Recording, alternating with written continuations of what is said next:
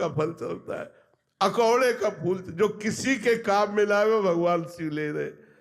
भगवान शिव बहुत जल्दी प्रसन्न होने वाले, तो उन्होंने कहा तू इतना कष्ट क्यों कर रहा है, मैं तो इतने से प्रसन्न हूं, वरदान मांग वो भस्म हो जाए।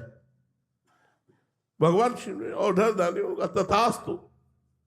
और उसकी दृष्टि बगल में गई, त्रिपुर सुंदरी भगवती उमा महामाया। उसने सोचा पहले बाबा के ऊपर हाथ रख के देखे, जिन्होंने हमको वरदान दिया उन्हीं के ऊपर हाथ, और उसकी दृष्टि बदल गई जगदम्बा के प्रति। और वो भगवान शिव के ऊपर हाथ रखने के लिए चला।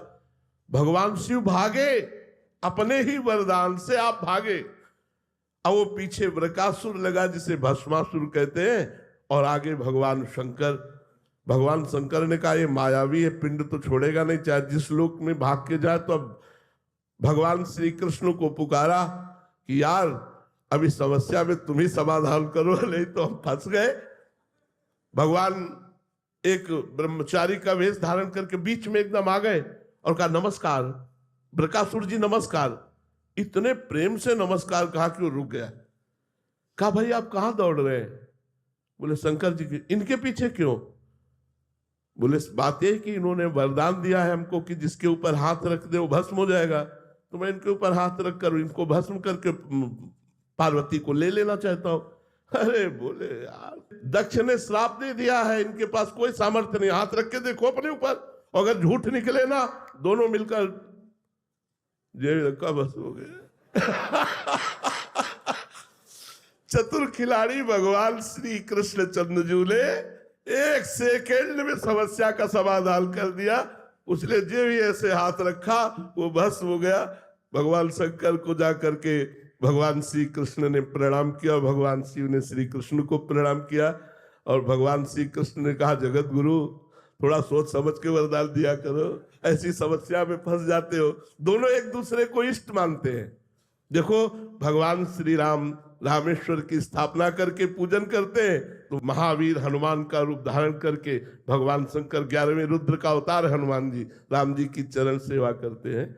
तो दोनों परम दानी परम उदार हैं। पर भगवान श्री हरि जब कृपा करते हैं तो संसार का राग हटा करके अपने प्रेम को प्रदान कर देते हैं, और भगवान शिव से जो मांगे वो प्रदान कर देते हैं। ऑर्डर दानी है। मनीष जी, महाराज जी राधा वल्लभ श्री हरिवंश, महाराज जी आत्म स्वरूप में स्थित होने की बात सुनी है संतों के मुख से। महाराज जी कृपया हमें समझाएं कि आत्म स्वरूप में जीना वास्तव में है क्या, इसकी पहचान हमें अपने भीतर कैसे हो सकती है? जब तक पंचभूतों द्वारा रचित इस देह में आसक्ति रहती है तब तक आत्म स्वरूप का परिचय प्राप्त नहीं हो सकता। जब तक शब्द स्पर्श रूप रस गंध इसको भोगने की इच्छा होती है तब तक आत्म स्वरूप का परिचय प्राप्त नहीं हो सकता। जब तक मान अपमान सुख दुख लाभ हानि स्तुति निंदा जय पराजय इन द्वंद्वों का प्रभाव हमें प्रभावित कर लेता है तब तक आत्म स्वरूप का परिचय प्राप्त नहीं होता।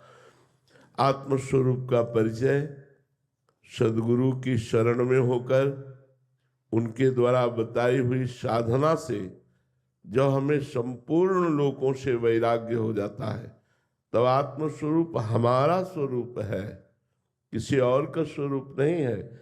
ये शरीर हमारा स्वरूप नहीं है।